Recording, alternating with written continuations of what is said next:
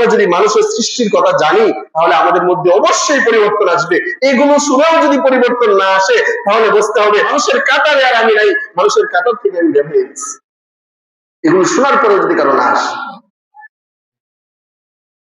আল্লাহ তাআলা বলেন ফালয়ানজুরিল ইনসানু মিম্মা খুলিকা মিন মাইন দাফিক। তুমি চিন্তা করে দেখো না, এক ফোঁটা নাপাক রক্ত ছিল, এক ফোঁটা নাপাক পানি ছিল, ওখান থেকে সবেগে আমি তোমাকে বের করে নিয়ে এসেছি।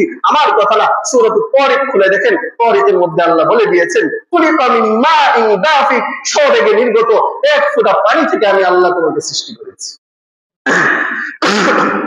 হযরত আদম আলাইহিস সালামকে কিভাবে সৃষ্টি করলেন? সূরা আলে ইমরানের 59 নম্বর আয়াতে আল্লাহ তাআলা বলেন ইন্না মাসালা ঈসা ইনদাল্লাহি কামাসালি আদম, আমি হযরত ঈসাকে হযরত আদমের মতো বানিয়েছি। হযরত ঈসার দৃষ্টান্ত হলো আদমের মতো আল্লাহর কাছে। আল্লাহ তাআলা হযরত ঈসা আলাইহিস সালামকে আদম আলাইহিস সালামের মতো বানিয়েছেন। কিভাবে? আল্লাহ বলেন খলাকাহু মিন তুরাব, আল্লাহ তাআলা তাকে মাটি থেকে বানিয়েছেন, মাটি দিয়ে বানিয়েছেন। সুম্মা ক্বালা লাহু কুন ফায়াকুন, আল্লাহ তাআলা মাটিকে আকৃতি দিয়ে বললেন হয়ে যাও, সে সাথে সাথে হয়ে গেল। আল্লাহ তাআলা সূরাতুল হজ্জের 5 নম্বর আয়াতে বলেন ইয়া আইয়ুহান নাসু ইন কুনতুম ফি রাইবিন মিনাল বাস فإنا خلقناكم من تراب ثم من نطفة ثم من علقة مضغة مخلقة وغير مخلقة। আল্লাহ তাআলা 4টা জিনিসের কথা এখানে বলেছেন। কিভাবে সৃষ্টি করেছেন? আল্লাহ বলেন ইন্না খলাকনাকুম মিন তুরাব, প্রথমত আমি তোমাদেরকে মাটি থেকে বানিয়েছি।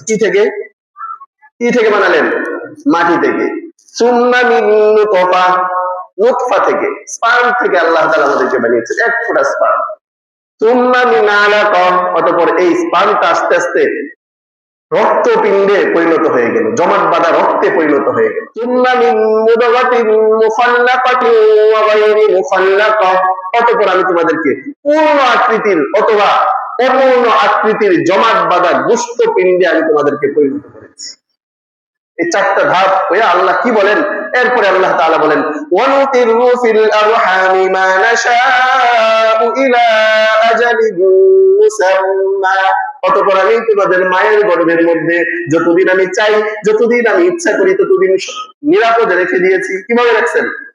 নিরাপদে রেখে দিয়েছেন না? ঠান্ডা লাগে, গরম লাগে, এই যে বাতাস যদি মায়ের পেটেও লাগতো বাঁচতাম আমরা? আল্লাহ নিরাপদে রেখেছেন। আল্লাহ এত দয়া করে বানাইলেন, এত আমাদেরকে সিকিউরিটি দিয়ে আল্লাহ তাআলা পৃথিবীতে আনলেন। এত সুন্দর করে আনার পরেও যখন আল্লাহ আমাকে একটু সামর্থ্য দিলেন, আল্লাহ এটাও বলে দিয়েছেন, আমি সামনে সপ্তাহে বলবো ইনশাআল্লাহ, আমাকে আল্লাহ যুবক বানিয়েছেন, কিন্তু যুবকের শক্তি কতটুকু দিয়েছেন আল্লাহ তাআলা, এগুলো ইনশাআল্লাহ আল্লাহ তাআলা তৌফিক দিলে আগামী সপ্তাহ বলবো। এগুলো শুনে যদি আমাদের মনটা একটু নরম হয় যে আল্লাহ আসলেই তো, শুনে যতটুকু নরম না হবে, আসলে দেখে দেখে এর চেয়ে বেশি নরম হওয়ার দরকার ছিল। কারণ আপনি দেখেন, আমার আপনার সন্তান যখন পৃথিবীতে আসে, আসার পরে সাথে সাথে মাটিতে পড়ে একটু দৌড় দেয় না? মাটিতে পড়ে একটা দৌড় দেয়, কি করে? কান্না করে। 2 বছর পর্যন্ত সে মায়ের দুধ খায়, 3 বছর 4 বছর সে লাগে, কারো 3-4 বছর লেগে যায় হাঁটা শিখতে শিখতে, সে হাঁটতে পারে। আপনি একবার চিন্তা করে দেখেন, আপনার গোয়ালে গরু আছে না?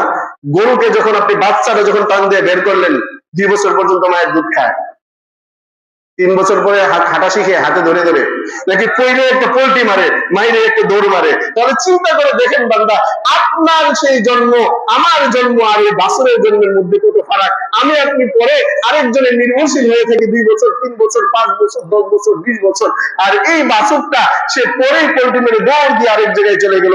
আমার শক্তি বেশি না তার শক্তি বেশি? তার শক্তি বেশি। একটা বাছুরের শক্তিও আমার চেয়ে বেশি। আপনি আমি যখন, এটা তো ছোটবেলা গেলেই, আস্তে আস্তে আল্লাহ তাআলা শক্তি দেন। এই শক্তিটা যিনি দিয়েছেন তিনি কে? চিৎকার করে বলেন, এই শক্তিটা যিনি দিয়েছেন তিনি কে?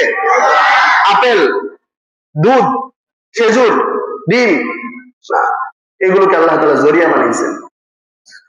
আসল শক্তি কে দিয়েছেন? আল্লাহ তাআলা দিয়েছেন। এই আল্লাহ তাআলা আবার আস্তে আস্তে আপনাকে বয়স দিতে দিতে হাজী সাহেবের মতো বানায় দিতে পারেন না? পারেন না? জলিল ভাইয়ের মতো বানাবেন না? বানাইবেন না? আস্তে আস্তে বানাবেন। তাহলে এই শরীরটা একসময় ছিল যখন আমি যা ইচ্ছা তাই করতে পারতাম, এখন আমি সেজদাটা দিতে গেলে আমার কোমরের মধ্যে ধরে। ভাই, আপনাদের পায়ে হাত রেখে বলি, একটু বোঝার চেষ্টা করেন, এই অপকর্মগুলো ছেড়ে দেন, যেগুলো সরাসরি আল্লাহ তাআলা বিরোধিতা হয়, যেগুলো সরাসরি আল্লাহ তাআলা নিষেধ করেছেন। আমি নামাজ পড়তে পারি না, আমার সময় হয় না, আল্লাহর কাছে বারবার বলবো আল্লাহ সুযোগ করে দেন, আস্তে আস্তে চাইতে চাইতে আল্লাহ সুযোগ করে দিবেন।